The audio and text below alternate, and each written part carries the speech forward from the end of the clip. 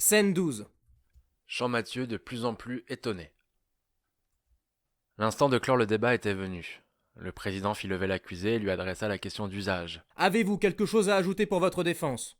L'homme, debout, roulant dans ses mains un affreux bonnet qu'il avait, sembla ne pas entendre. Le président répéta la question. Cette fois, l'homme entendit, il parut comprendre. Le président, homme attentif et bienveillant, éleva la voix. Accusé, dans votre intérêt, je vous interpelle une dernière fois. Expliquez-vous clairement sur ces deux faits. Premièrement, avez-vous, oui ou non, franchi le mur du clos Pierron, cassé la branche et volé les pommes? C'est-à-dire commis le crime de vol avec escalade. Deuxièmement, oui ou non, êtes-vous le forçat libéré Jean Valjean ayant dérobé 40 sous au Savoyard Petit Gervais en octobre 1815? Vous êtes très méchant, vous. Voilà ce que je voulais dire. L'avocat général était demeuré debout. Monsieur le Président, en présence des dénégations confuses mais fort habiles de l'accusé qui voudrait se faire passer pour idiot, mais qui n'y parviendrait pas, nous l'en prévenons.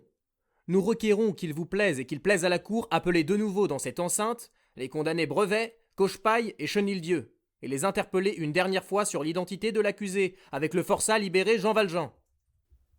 Le président transmit un ordre à un huissier et un moment après, la porte de la chambre des témoins s'ouvrit. Brevet, dit le président, vous avez subi une condamnation infamante, et vous ne pouvez prêter serment. Cependant, même dans l'homme que la loi a dégradé, il peut rester, quand la pitié divine le permet, un sentiment d'honneur et d'équité. Brevet, regardez bien l'accusé. Recueillez vos souvenirs et dites-nous en votre âme et conscience si vous persistez à reconnaître cet homme pour votre ancien camarade de bagne, Jean Valjean. Oui, monsieur le président. C'est moi qui l'ai reconnu le premier, et je persiste. Allez vous asseoir, dit le président. Accusé, restez debout. On introduisit Chenildieu. Pardieu, si je le reconnais. Nous avons été 5 ans attachés à la même chaîne. Tu boudes, mon vieux? Allez vous asseoir, dit le président. L'huissier amena Cochepaille. C'est Jean Valjean, dit Cochepaille. Même qu'on l'appelait Jean le Cric tant il était fort. Huissier, dit le président, faites faire silence, je vais clore le débat. En ce moment, on entendit une voix. Brevet, Chenildieu, Cochepaille. Regardez de ce côté-ci. Messieurs les jurés, faites relâcher l'accusé. Monsieur le président, faites-moi arrêter. L'homme que vous cherchez, ce n'est pas lui, c'est moi. Je suis Jean Valjean. Le président, l'avocat général, 20 personnes le reconnurent et s'écrièrent à la fois Monsieur Madeleine? Le président demanda Y a-t-il un médecin ici? Je vous remercie, monsieur, mais je ne suis pas fou. Vous allez voir, vous étiez sur le point de commettre une grande erreur. Lâchez cet homme. J'accomplis un devoir, je suis ce malheureux condamné.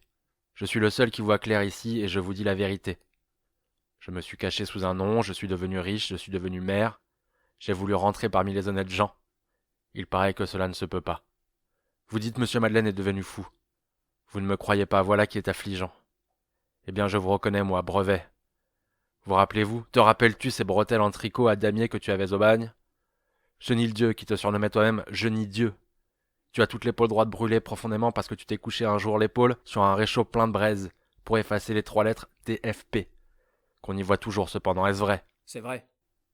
Cochepaille, tu as, près de la saignée du bras gauche, une date gravée en lettres bleues avec de la poudre brûlée. Cette date, c'est celle du débarquement de l'empereur à Cannes le 1er mai 1815. Relève ta manche. Cochepaille releva sa manche, la date y était. Vous voyez bien, dit-il, que je suis Jean Valjean. Je m'en vais puisqu'on ne m'arrête pas, j'ai plusieurs choses à faire. Monsieur l'avocat général sait qui je suis, il sait où je vais, il me fera arrêter quand il voudra. Moins d'une heure après, le verdict du jury déchargeait de toute accusation le nommé Champmathieu, et Champmathieu, mis en liberté immédiatement, s'en allait stupéfait, ne comprenant rien à la situation, et croyant tous les hommes fous.